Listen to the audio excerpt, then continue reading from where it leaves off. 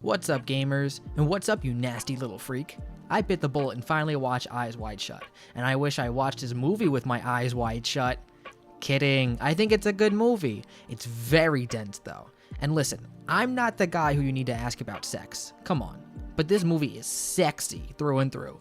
My read is that every single actor was instructed to perform as seductively and on edge as possible. No matter the dynamic of the characters in the scene, everyone has boning in their eyes and voices. It's truly not about sex, but the culture surrounding sex, the thrill of the chase, trying to read the vibes of potential partners, the back and forth at the beginning between Kidman and Cruise, both with prospective sex partners, seeming more enthralled and into it than between each other. And when the couple are shown having sex, it's cold. It's just an act of intercourse. It doesn't have that cinematic presentation or intimacy that the dance scene or the house call scene have.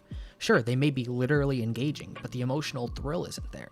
It's become routine to them. It's a lost and broken relationship. And Kidman's bookended line, the final famous, "There is something very important that we need to do as soon as possible." What's that? Fuck.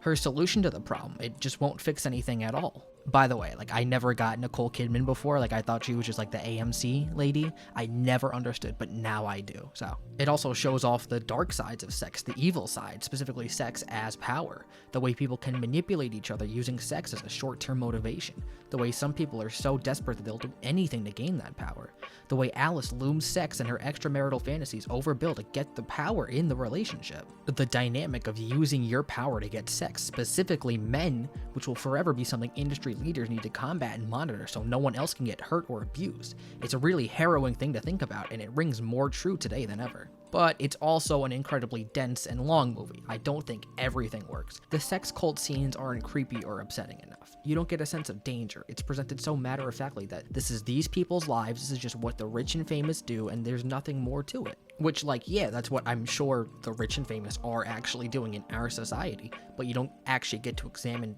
Bill's thoughts about that. He doesn't make a statement, he doesn't have some revelation. He thinks it's horrifying, but you don't get to see his opinions, especially being loomed in by Nick Nightingale's promise of women or whatever. You don't really make a point there. You're also supposed to be exploring the dynamic between Bill and the rest of this upper crust society he's so desperately trying to break into, but it's not explored enough. Also just because Tom Cruise is a glorified blow-up doll in this movie. But hey, what do you expect from the guy who made Lolita? There's just too much weird stuff in here for me to ignore. The way every single man talks about women in this movie, but also just in real life. The way no woman has any agency in this movie, either being a victim to a cult, a victim of the economy, or vilified for being Nicole Kidman. It's truly inherently a male gaze movie, but with the reversal of the actual showcase of the female body being cold and unerotic, and the real horniness of the movie again coming from that desire, the chase of sex and that relief. Whack-ass movie! I'll end the video with a quote from Demi Adejowibe's Letterboxd review. "The real allure of sex is the pursuit and tension of it. It's the promise and potential for sex. It's the stray looks and the concocted fantasies, both good and bad, whether they're your dreams or your fears." I sure hope it's not fears, Jesus Christ.